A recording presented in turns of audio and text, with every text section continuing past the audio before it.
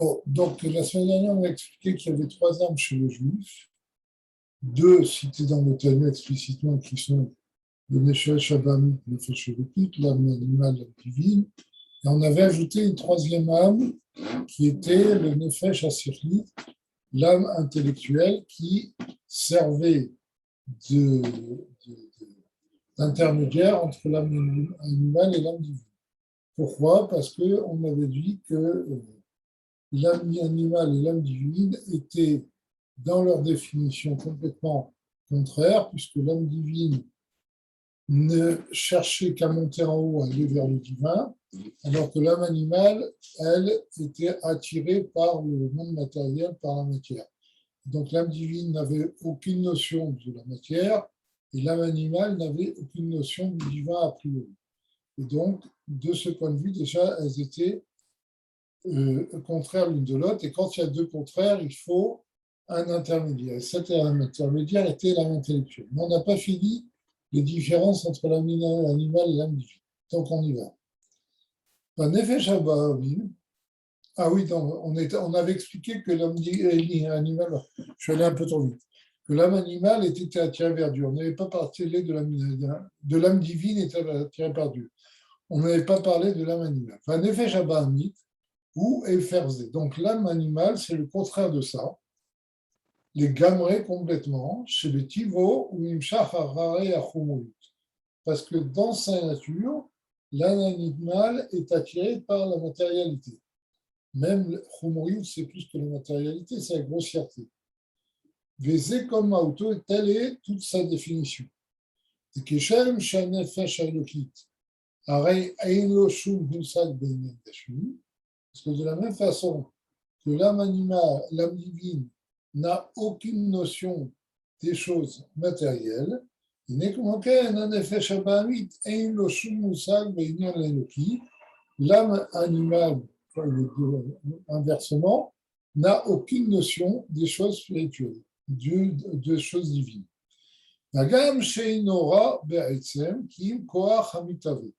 Alors, ça, c'est une notion très importante.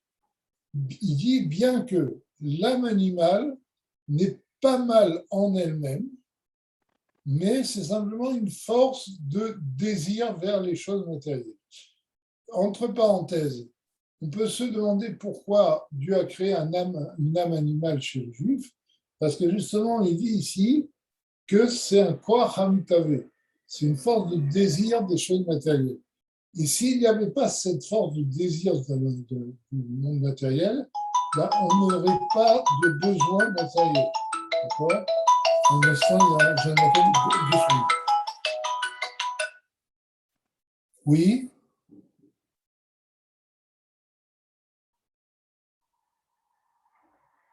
De qui? Oui, là, je suis en plein chiot. Vous pouvez m'appeler d'ici 2 heures.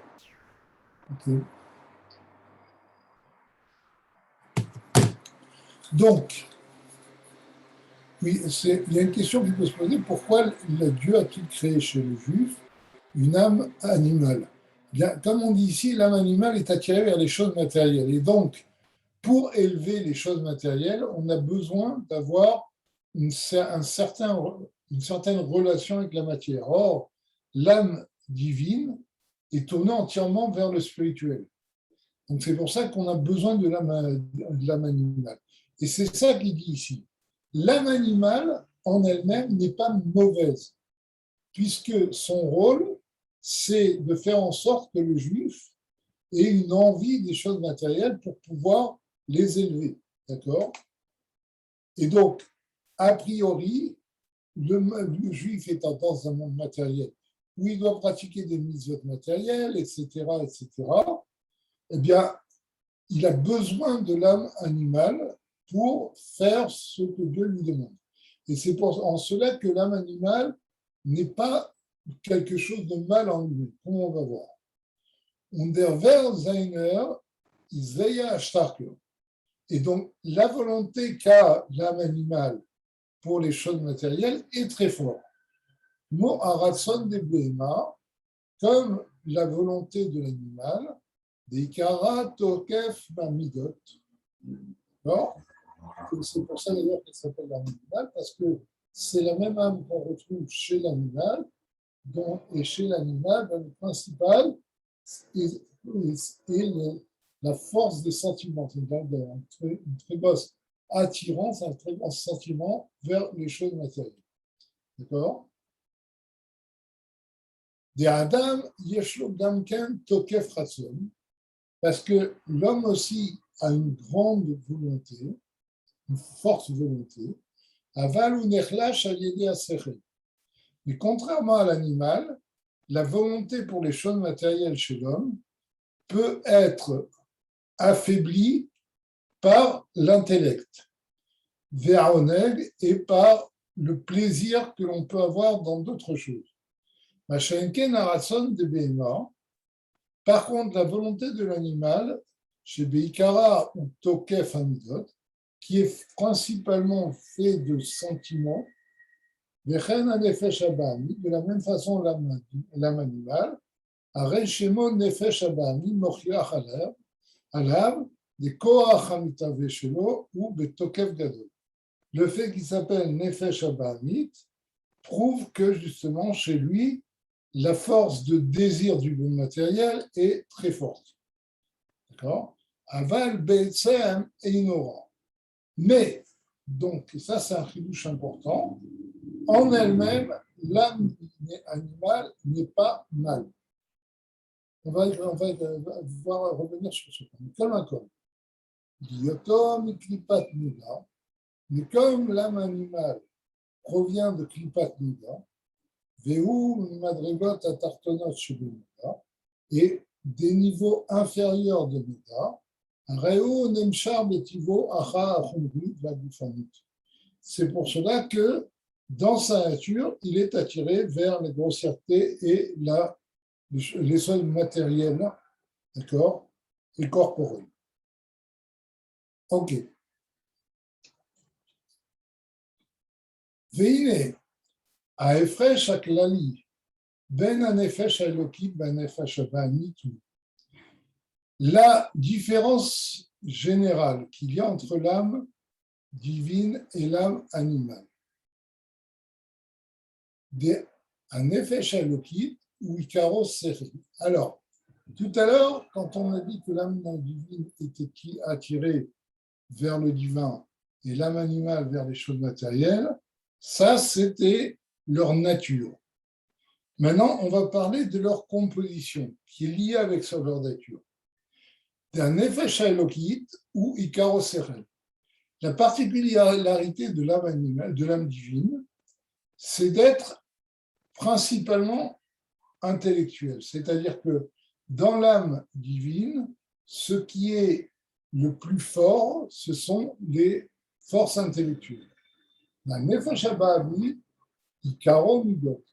Et l'âme divine est principalement sentimentale. C'est-à-dire que l'âme divine a aussi des sentiments, mais c'est l'intellect qui prime chez elle. L'âme animale a aussi un intellect, mais ce sont les sentiments qui priment chez elle.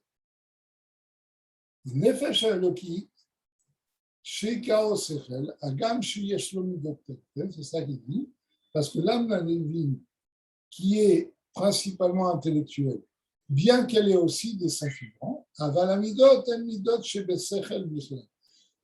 mais ces sentiments sont conditionnés à son intellect. D'accord. C'est-à-dire que ce sont des sentiments engendrés par l'intellect. Vous savez que ça, c'est le schéma de Chassidut Chabad. Le schéma de Chassidut Chabad, c'est de conditionner les sentiments par l'intellect, justement par l'intellect de l'âme divine. D'accord. Donc, c'est ça qu'il dit, que les sentiments de l'âme divine sont des sentiments qui sont dans l'intellect, c'est-à-dire qu'ils sont engendrés par l'intellect, et donc ils sont subordonnés à l'intellect. L'intellect est le principal dans l'âme divine. Bifrat, הנפש האלוקי דעיקרו שכל, הרי שכלו הוא שכל אלוקי. En particulier, quand on dit que l'âme divine est principalement intellectuel. Son intellect est un intellect divin, chez Nifla Legamre Misichel Bichlal, qui est beaucoup plus haut, qui est complètement au-dessus de l'intellect humain en général. Le Sechel Enoshi Bifrat, et en particulier de la notion d'intellect, en particulier, comme on a dit, de l'intellect humain.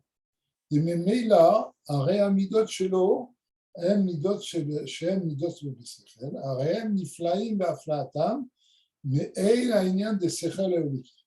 Et donc, comme l'intellect de l'âme animale, de l'âme divine, pardon, est un intellect divin qui est bien plus haut que l'intellect humain, de la même façon, les sentiments de l'âme divine qui sont conditionnés par son intellect sont des sentiments aussi très hauts, d'accord, qui ressemblent à l'intellect de l'âme divine. Bon. Deine, basechel bichlal, arei amitat inyan asechel ou ishtomemut. Parce que dans la notion d'intellect en général, la vraie notion d'intellect, c'est ishtomemut, c'est-à-dire une sorte, ce qu'on peut traduire par une extase. Kmo echad amaskil askala amuka, comme par exemple, lorsque quelqu'un est en train de réfléchir à un sujet très profond, arei noam askala,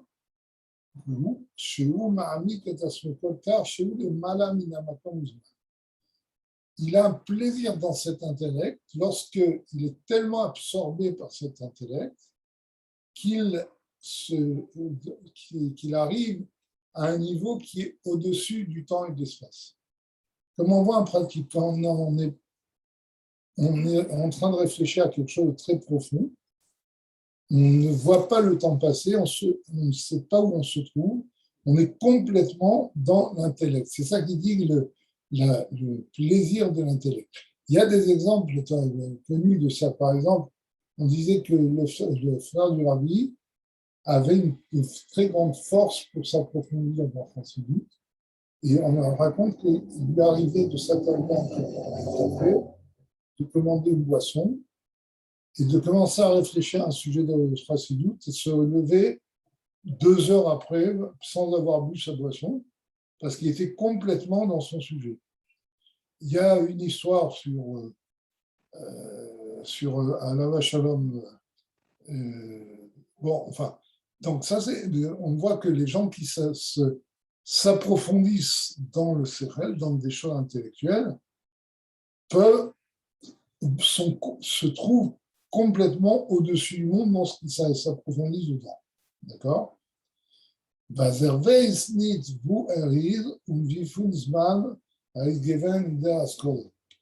Au point que on ne sait pas combien de temps où on est et combien de temps on a été dans cette réflexion. Nicole Macron, une amidot anoladim la scala, malgré cela, les sentiments qui proviennent de cet intellect, la scala yesh lahem techila emsa v'sof. Ils ont un début, un milieu et une fin. Les éminyan amidot, chez yesh lahem techila, parce que ça, c'est la définition des sentiments. Enfin, le sujet du sentiment. Les sentiments ont un début. C'est quoi? Ou à kosef ateshuka. Ça, c'est le désir qu'on a de la chose. Vaemsa ou galut amidot vechayuto bezé. Le milieu du sentiment, c'est quand ce sentiment se révèle et on commence à vivre ce sentiment. Via lept indem, comment il vit cela. Vesofo ou roshem amida shenisha achaka.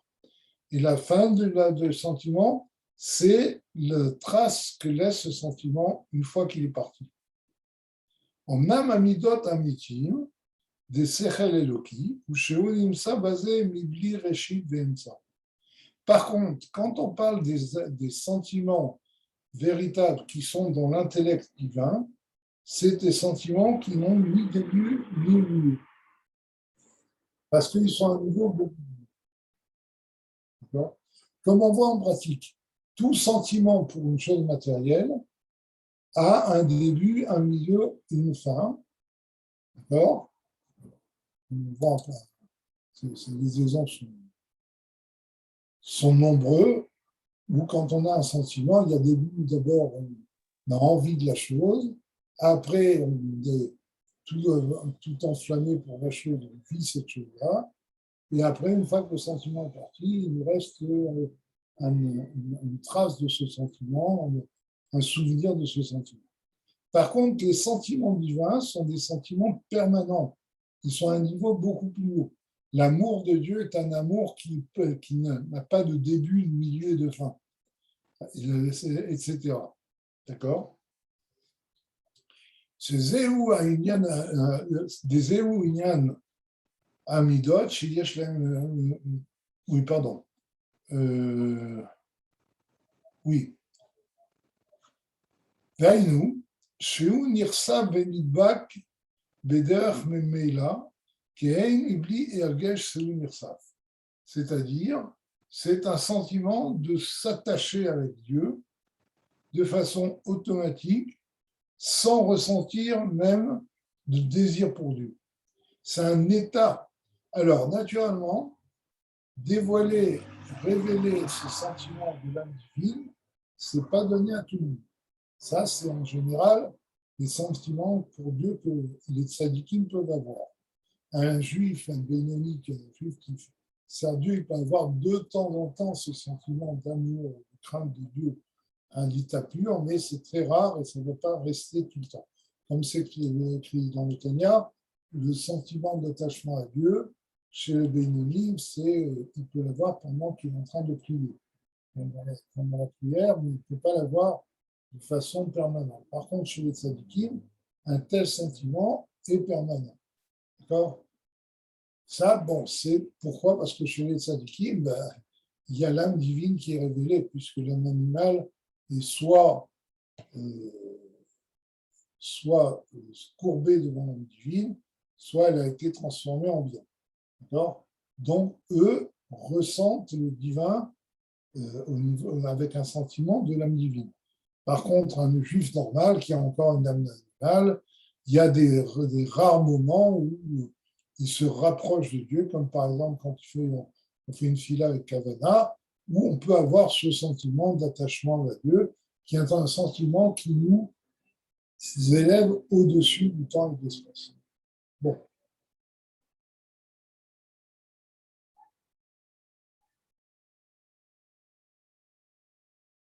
Des éhouds et Ikaros. Et donc, pourquoi les sentiments de l'âme divine sont permanents, n'ont pas de début, de milieu, de fin? Parce que l'âme divine est principalement intellectuelle, et donc les sentiments sont du niveau de l'intellect, de la connaissance que l'âme divine a de Dieu. La Nefesh Haba'anit, comme on l'a dit précédemment, l'âme animale est principalement sentimentale. Bien qu'il y ait aussi un intellect dans l'âme animale, on a un zéro à sechel chez Bamidot. Ici, c'est l'intellect qui est dans les sentiments. Alors, qu'est-ce que c'est que l'intellect qui est dans les sentiments? Les sentiments qui sont dans l'intellect, comme on a dit, c'est les sentiments engendrés par une perception intellectuelle du divin, comme l'âme divine peut l'avoir. Qu'est-ce que c'est que l'intellect qui est dans les sentiments? C'est juste justement le travail du Nefesh Haba'anit, et ça, c'est quelque chose de très concret. C'est comment travaille le Nefesh Haba'anit. Une fois qu'on a un sentiment pour les choses matérielles, lorsque cette chose-là est interdite, eh bien, le Nefesh Haba'anit va produire une raison pour aller vers elle. Comme on voit en pratique, très souvent, les gens commettent des mauvaises actions et après, ils ont une justification a posteriori de leur action. L'intellect est engendré par le sentiment. Je ne sais pas si vous voyez ce que je veux dire. Ça, malheureusement, on a vu, ça a été beaucoup de travail de la psychanalyse, de la psychologie, c'est de justifier les sentiments les plus bas, montrer que ces sentiments, ces désirs, ces pulsions avaient une raison, etc. Oui, on peut toujours trouver une raison aux pulsions et aux sentiments, mais ces raisons sont a posteriori, elles ne sont pas a priori. D'accord? C'est pas comme dans l'âme divine où les sentiments proviennent de l'intellect. La raison précède les sentiments. Si vous voulez, moi, je donne toujours l'exemple, c'est la différence entre le coup de foudre et le chidour. Le coup de foudre, il y a les sentiments qui commencent, et après, on va trouver des raisons à ces sentiments. Dans le chidour, il y a d'abord une analyse intellectuelle des deux personnes qui ne se connaissent strictement pas. En général, ils n'ont jamais fréquenté la fille un garçon, le garçon une fille. Et après cette analyse intellectuelle, cette analyse va engendrer un sentiment entre le couple. D'accord? C'est toute la différence. Le Nefesh Eloki procède comme un chidour, le Nefesh Abami procède comme le coup de foudre. Il y a le sentiment et une justification a posteriori. D'accord? Vimken, donc, d'après tout ce qu'on vient d'expliquer, l'âme animale étant principalement sentimentale, elle vit même sur ses pulsions, d'accord? Alors que l'âme divine est principalement intellectuelle, d'accord? Eh bien, ils sont très loin l'une de l'autre dans leur définition, pas seulement dans leur tendance, comme on l'avait vu dans le paragraphe précédent, où l'un est attiré vers le divin et l'autre attiré vers la matière, mais là, même dans leur définition, dans leur structure, il y a une différence fondamentale. Enfin, ils sont le contraire de l'un de l'autre. D'accord? Et donc, ça, c'est le grand problème. C'est que lorsque on voit en pratique, quand on a un intellectuel qui parle à un sentimental, d'accord, quelqu'un qui est un sanguin, qui se laisse emporter, etc., il n'y a pas vraiment de dialogue qui s'installe entre les deux, parce que l'un est emporté vers par ses pulsions et l'autre est en train d'analyser tout ce qu'il voit. Et ça, c'est toute la difficulté qu'il y a entre l'âme divine et l'âme animale. D'accord? Et donc, Emrechokim, ils sont très loin l'un de l'autre. Alken, Be'echa, comment? Les structures sont les mêmes. C'est le point de départ qui change, non? De quoi tu parles? De l'âme divine, l'âme animale? Oui, les structures sont les mêmes. C'est juste le point de départ qui change. Oui, enfin, les structures sont les mêmes. Chaque âme a un intellect et des sentiments. Il a les 10 sphirotes, chaque âme a les 10 sphirotes. Mais ce qui domine dans l'une, c'est l'intellect et l'autre, c'est les sentiments.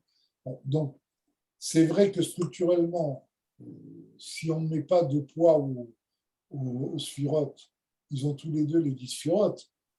Mais ce qu'il faut savoir, c'est qu'il y a des sphirotes qui pèsent plus lourd chez l'un que chez l'autre. D'accord? Chez l'âme divine, c'est les sphirotes intellectuelles qui pèsent plus lourd, et chez l'âme animale, c'est les sphirotes sentimentales qui pèsent plus lourd. Tu vois, ça répond à ta question. Oui, mais ce sont les mêmes, on parle des mêmes structures.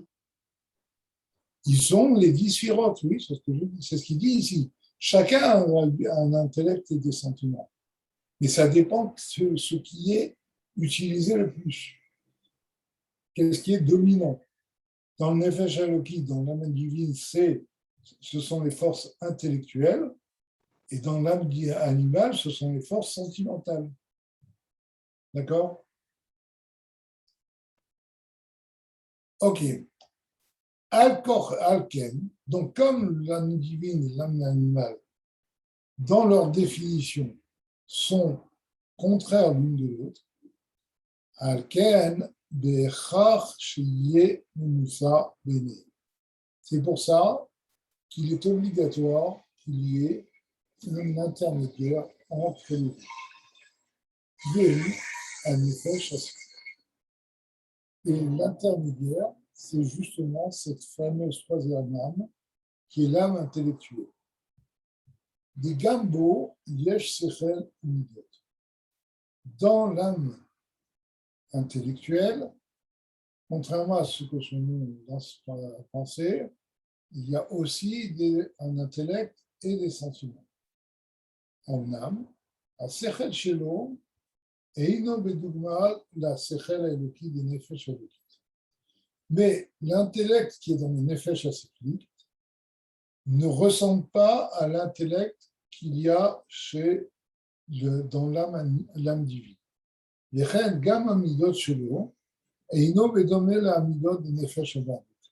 Et ces mêmes sentiments ne sont pas comparables aux sentiments de l'âme animale.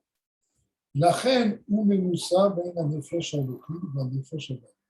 C'est pour ça qu'il est l'intermédiaire entre les deux. C'est-à-dire, dans l'âme intellectuelle, les sentiments et l'intellect jouent le même rôle. Il n'y a pas un des deux qui l'emporte sur l'autre, comme dans le nefesh halokit et le nefesh abamit. D'accord ?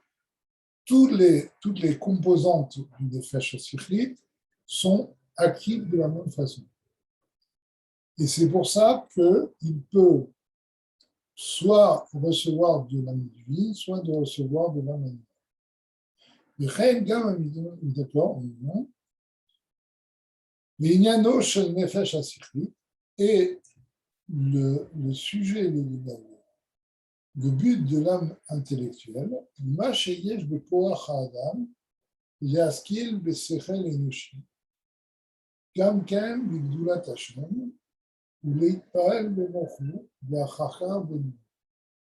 C'est la possibilité que l'homme puisse comprendre par un intellect humain, donc l'intellect du nefesh hasiklit, aussi la grandeur de Dieu, l'itpael bemocho, et de s'émerveiller, d'être touché par sa compréhension, v'achachar belibo, et d'arriver à mettre cette compréhension au niveau des sentiments. Vehu al yedei itlapshut de sechel umidot de nefesh halukit, shemitlabeshet benefesh hasiklit. Donc, comment c'est possible ? C'est par le fait que l'intellect et les sentiments de l'âme divine vont s'habiller, s'investir dans l'âme intellectuelle. Maintenant, bien que le nefesh hasiklit, lui, provient aussi de Klipat Noga. Donc, il vient d'a priori de quelque chose qui est mal. D'accord ? Or, l'âme divine, c'est une véritable partie de Dieu. Ça n'a aucun rapport avec le mal. Il dit donc, bien que le nefesh hasiklit provient de Noga, aval, hi mi madrigot elionot shebenoga. Mais il provient des niveaux les plus hauts de Klipat Noga, donc qui est à la limite du bien.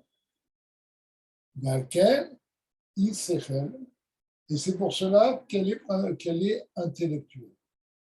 La nefesh habamit, ou midot, velo midot raot. Par contre, l'âme animale, ce sont des sentiments, et pas forcément des mauvais sentiments. Chez Yetzirah, parce que les mauvais sentiments, c'est le Yetzirah. Il va expliquer. Parce qu'il y a 4 niveaux. Nefesh Elokin ve Yetzer Tov.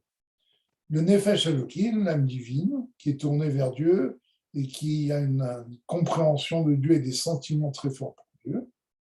Et il y a le Yetzer Tov, qui est la partie appliquée du Nefesh Elokin, donc c'est les niveaux inférieurs du Nefesh Elokin.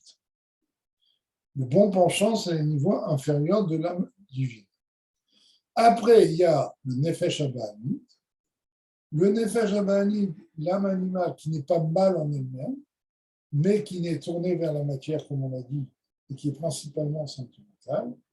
Et les niveaux les plus bas de l'âme animale, c'est le Yetzer Hara, c'est le mauvais penchant.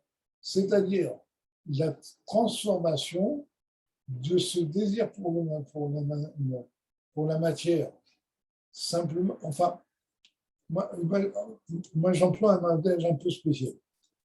La différence entre le Nefesh Abahami et le Yetzer Hara, c'est que le Nefesh Abahami a des besoins matériels. D'accord? Il fait que l'homme a des besoins matériels. Et pourquoi, comme on l'a dit précédemment, l'homme a des besoins matériels? Parce que, justement, c'est en ayant ces besoins qu'il peut élever la matière vers Dieu, en faisant tous ces actes matériels qui sont essentiels pour lui, dont il a besoin. Le Yetzer Hara commence quand le besoin s'en transforme en plaisir, enfin en désir, voire en désir qui est non pas un besoin, mais la recherche du plaisir. C'est-à-dire, il y a deux approches de la matière.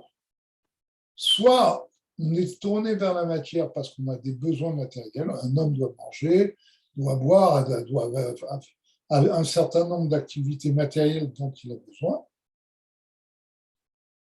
Et il y a la dégénérescence de ces besoins qui devient la recherche du plaisir, c'est ce qu'on appelle les ta'avot.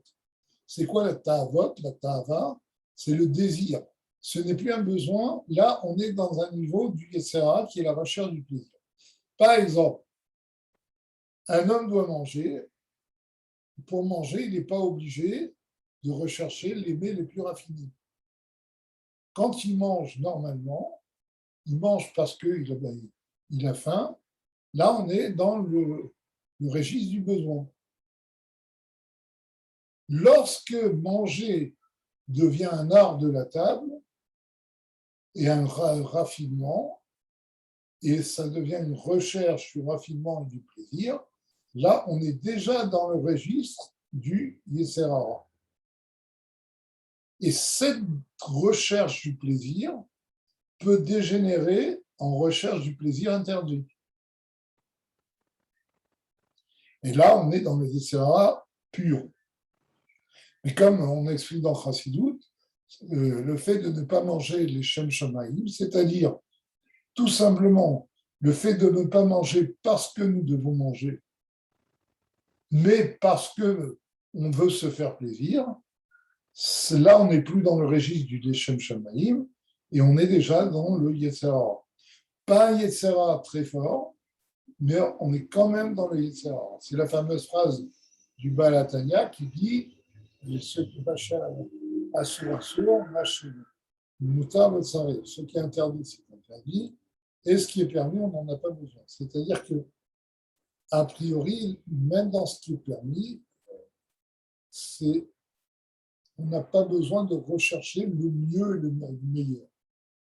D'accord?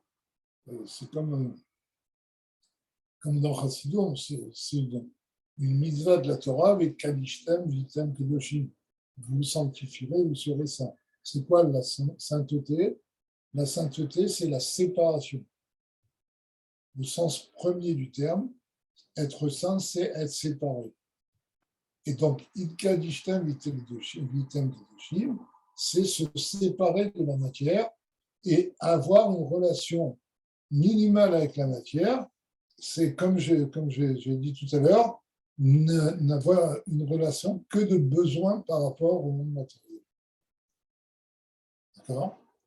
Et c'est ça qu'il dit ici. Un Nefesh Abahami, et il aura, l'âme animale n'est pas mal en elle-même, aval ou midot, mais simplement il est des sentiments. Et c'est pour ça que quand on domine cette âme animale, et on lui apprend à aimer Dieu, ça c'est tout le travail de Chassidut, eh bien, on va utiliser les sentiments de l'âme animale qui sont très forts pour s'approcher de Dieu. Donc, on va avoir une force beaucoup plus grande, un sentiment beaucoup plus fort vers Dieu que même avec l'âme divine. C'est ce que le passage dit, les Rav Tevuot Bekor Shor. Il y a beaucoup de récoltes avec la force du bœuf. Le bœuf représente le Nefesh Abahamit, l'âme animale. Et comme le Zohar dit, c'est cité dans le Tanya, que c'est comme ce bœuf sur lequel on met le joug un joug et qui, grâce à ça, va apporter beaucoup de bien pour le monde, puisque grâce à lui, on va pouvoir labourer et avoir des récoltes. La même chose, quand on arrive à mettre le joug divin sur l'âme animale, eh bien, l'âme animale a des sentiments plus forts que l'âme divine, et donc lorsque ces sentiments arrivent à être tournés vers Dieu, on a beaucoup plus de force pour monter vers Dieu qu'avec l'âme divine. On va revenir sur ce sujet. Va nefesh asirlit, et donc l'âme intellectuelle, liot shehu mi madrigot olionot shebenoga, areu sechel, puisqu'il vient des niveaux supérieurs de Noga, c'est pour ça qu'il est intellectuel. Comme on a dit, c'est pour ça que ça s'appelle Nefesh Asirlit. Les niveaux inférieurs de Noga, c'est les sentiments et c'est Nefesh Abami. Les niveaux supérieurs, c'est l'âme intellectuelle et l'intellect. Et bien que l'intellect de l'âme intellectuelle porte sur des choses naturelles, des choses matérielles, Biprinat Yesh, c'est sur des choses qui existent, ou Be'aïna Eloki. Parce que l'intellect du Nefesh Eloki, lui, porte sur le néant divin, c'est-à-dire le niveau de Dieu qui est au-dessus du monde. Un Me'ave Tayesh qui fait exister les choses, les existences. Ben Nefesh HaSichli, Itaskut Be'avana ou Be'ayesh Hamitave Me'aï. Par contre, le Nefesh HaSichli, lui, s'occupe de comprendre la matière, enfin l'existence qui provient du néant. Alors, et là, il y a une différence fine et importante entre l'intellect du Nefesh HaSichli et l'intellect du Nefesh Abahamit et du Nefesh Elokit. Le Nefesh Elokit est tourné vers la source des créatures, c'est-à-dire vers Dieu, globalement. Par contre, le Nefesh HaSichli est tourné vers les créatures, mais vers les créatures en tant que créatures de Dieu. Alors que le Nefesh Abahamit est tourné vers la matière, point. Il ne recherche pas, il ne voit pas dans la matière la présence de Dieu. D'accord? Kol Makom, il connaît chez Userel, cependant, puisqu'il a un intellect, et c'est un intellect, יכול להיות בזה התלבשות השכל ומידות, דנפש אלוקית, והוא שגם השכל יסכים אל הטבע דנפש אלוקית. Alors, c'est pour cela que, comme il a une force d'intellect, eh bien, il peut faire l'âme divine, peut s'investir, peut s'habiller dans cette âme intellectuelle, et dans les sentiments du Nefesh Elokit peuvent s'habiller en lui, d'accord, de façon que même l'intellect du Nefesh HaSichli, d'accord, va être en accord avec la nature de l'âme divine. C'est-à-dire, par l'âme intellectuelle, on peut comprendre ce que comprend l'âme divine. C'est ça qu'on dit que la divine va s'habiller dans l'âme intellectuelle. C'est-à-dire que l'âme intellectuelle peut à avoir en elle, comprendre des notions divines que comprend l'âme divine. Ou à bureau d'un effet Shabbat. Et lorsque l'âme intellectuelle comprend les notions divines qui lui sont amenées par l'âme divine, eh bien, comme ces sentiments sont aussi des sentiments qui ont une certaine force, eh bien, il peut expliquer à l'âme animale, cette grandeur de Dieu communiquée par le Nefesh Elokit, et par cela faire que l'âme animale, elle aussi, s'attache à Dieu. C'est ça qu'on a mis. C'est ça qu'on dit, c'est le raffinement de l'âme animale. Il y a un Nefesh Asirli, ou Memoussa, il y a un Nefesh Elokit, un Nefesh Aban. Parce que l'âme intellectuelle est un intermédiaire entre l'âme divine et l'âme animale. L'ifol, ben nefesh abamit, ad shegam ateva de nefesh abamim yaskim le'avat Hashem. D'agir sur l'âme divine, sur l'âme animale, jusqu'à ce que l'âme animale elle-même va être d'accord d'aimer Dieu. Le nefesh asirlit, c'est en général, c'est le nefesh que tout un chacun utilise pour étudier la Torah. Quand un juif étudie la Torah, en particulier quand il étudie Chassidut, il étudie avec son nefesh asirli, dans lequel est habillé le nefesh elokit. D'accord? C'est pour ça que tout à l'heure, au début, il avait dit que l'intellect du nefesh asirli, c'est un sechel enoshi, c'est un intellect humain, c'est pas un intellect divin. C'est-à-dire que c'est un intellect à la portée de tous. C'est pas comme l'intellect du nefesh elokit qui est à la portée des tzadikim. Mais comme c'est un intellect pur, il peut comprendre les sujets divins. Donc avec cet intellect humain, il peut comprendre la Torah, en particulier les notions de Chassidut, etc. Et par cela, le nefesh asirli peut descendre au niveau de l'âme animale et lui expliquer la grandeur de Dieu. Au point que même les sentiments de l'âme animale vont finir par comprendre la grandeur de Dieu, vont être tournés vers lui. Et ça, c'est le but de la descente de l'âme dans ce monde. Les varer ou les acher, c'est de raffiner et de trier, de raffiner l'âme animale, liot kafia sitra achar, de façon à ce que le mal soit courbé devant le bien, des tafra chashucha linra, et au niveau plus haut, de transformer l'obscurité en lumière, à l'idée d'un nefesh asirli, tout ça par l'âme divine, par l'âme intellectuelle. C'est-à-dire, parce que il kafia, comme vous le savez,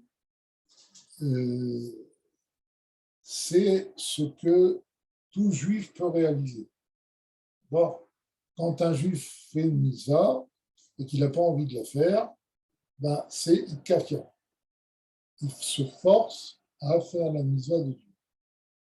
Itafra, c'est lorsque on a une envie véritablement de s'améliorer. Ce n'est pas simplement qu'on le fait parce qu'on est habitué à le faire. Ça, bon, vous savez, il y a des mamarim entiers en chassidut qui expliquent la difficulté et le piège de ce qu'on appelle mitzvat anashim milmada, l'habitude des mitzvot, de faire les mitzvot par habitude, au point qu'il y a une sira très connue du rabbi, où le rabbi parle de la sortie d'Égypte. Il pose la question, il dit, bon, la sortie d'Égypte, c'est la sortie de ses limites. Donc, le premier niveau, c'est la sortie des limites du mal. Il dit, mais maintenant, un juif religieux qui fait Torah et Mitzvot, c'est quoi sa sortie du mal? A priori, c'est un juif religieux. Il fait Torah, il fait Mitzvot. Et il dit, justement, pour un juif religieux, la sortie des limites d'Égypte, c'est la sortie de son habitude.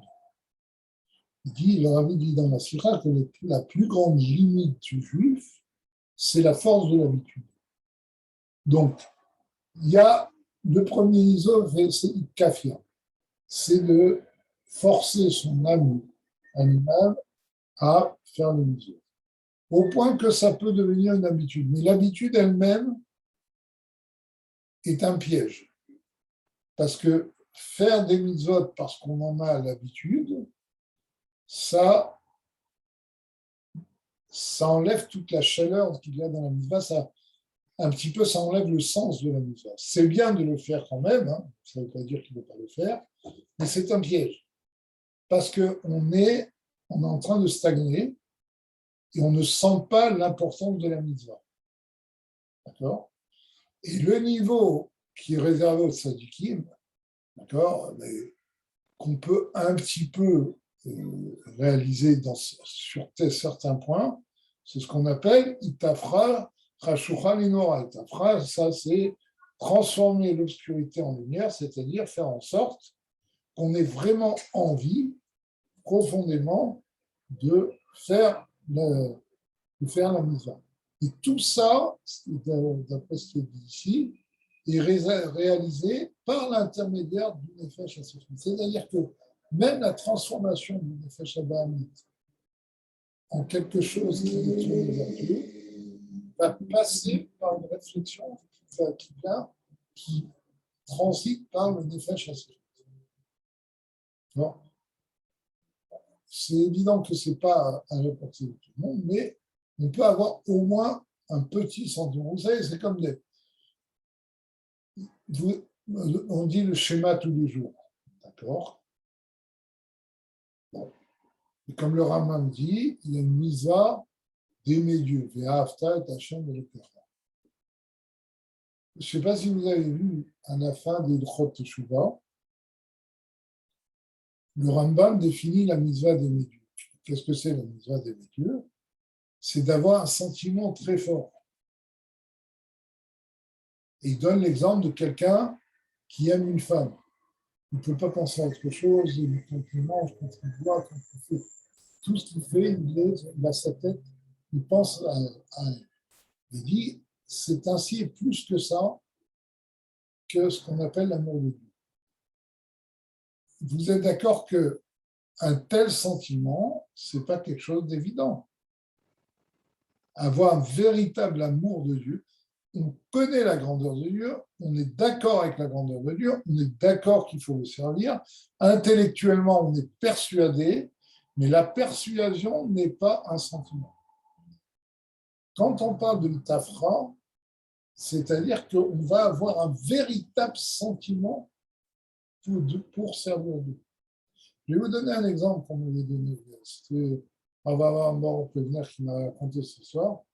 Il m'a dit que quand il était petit, il était à la rue des Rosiers en Simchat Torah avec son père.